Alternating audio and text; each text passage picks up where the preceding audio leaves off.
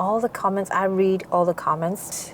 Of the comments are really supportive, really encouraging, and very nice. And I felt really good.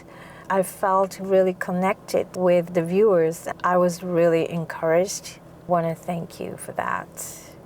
It's a weird feeling because it's really weird, yeah, but nice, also nice.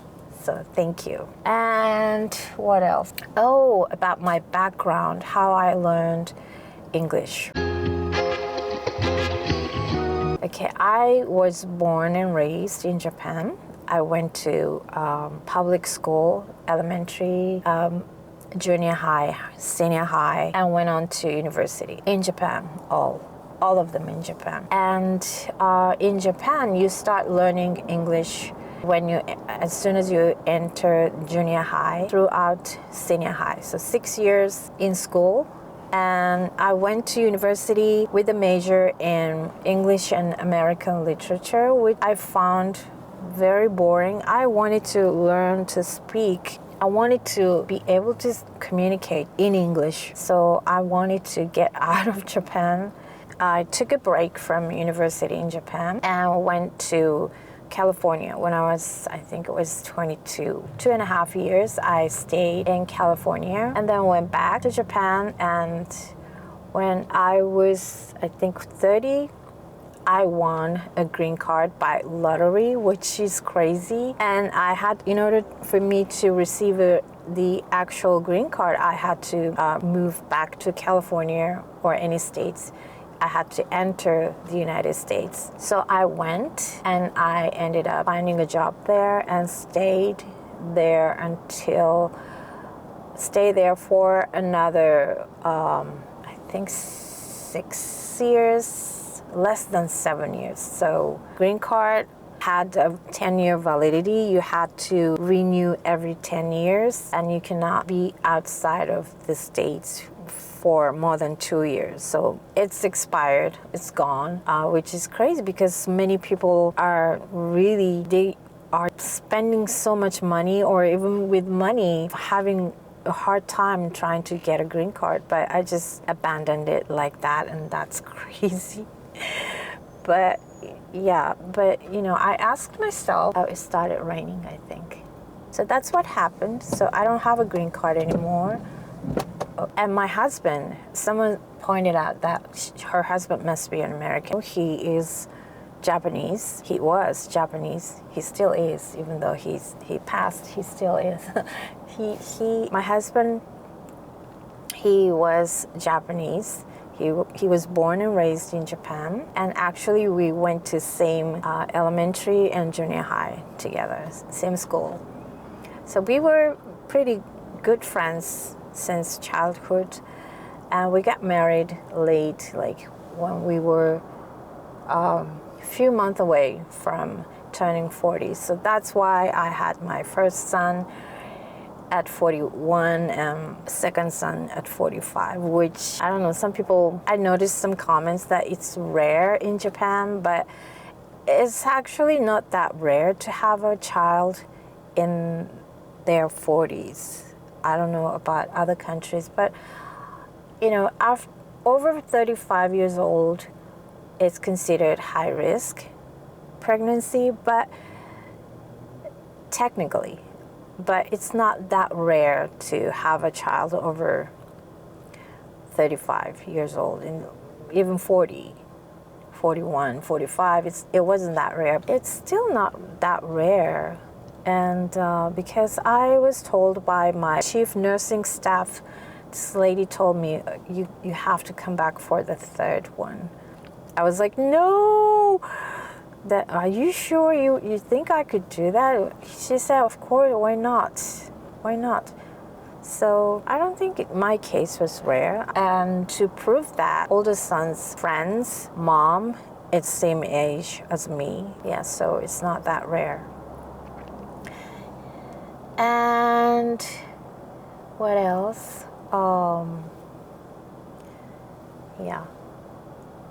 Not that I recommend, I'm sorry, but I didn't think I was gonna get married my husband, he didn't think he was going to get married either. So we saw each other again after 24 years graduating from junior high, and we were married in a month or so. Yeah, so I think that was destiny. Yes. Yeah. We went to different high school, and from there we hadn't seen each other until we met again 24 years later, and within a month or two we were married.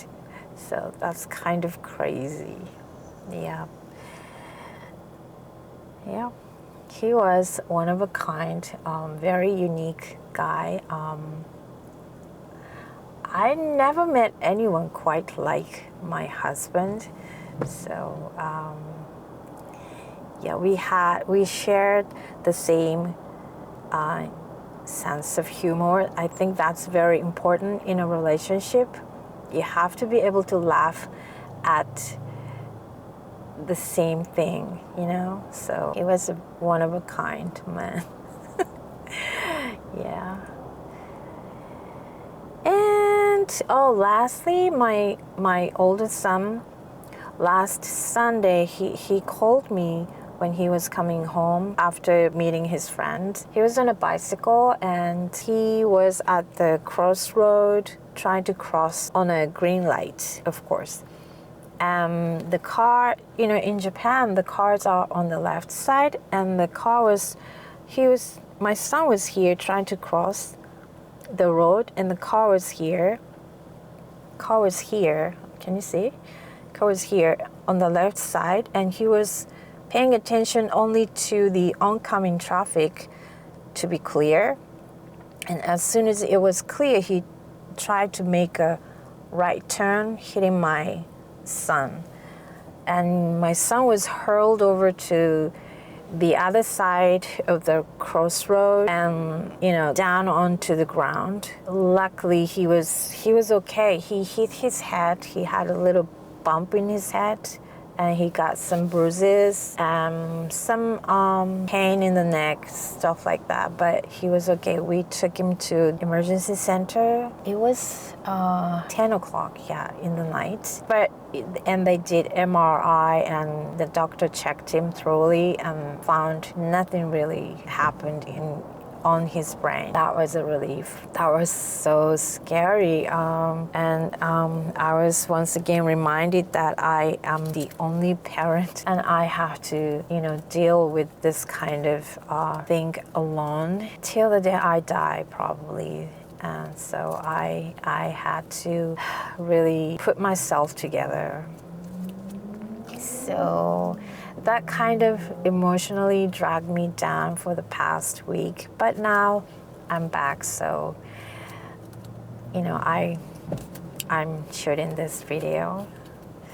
Yeah, so I think it started raining. So this is Kitchen Monologue episode 3. I wish I could take my camera with me and go outside, start vlogging outdoors, but I don't think I can yet.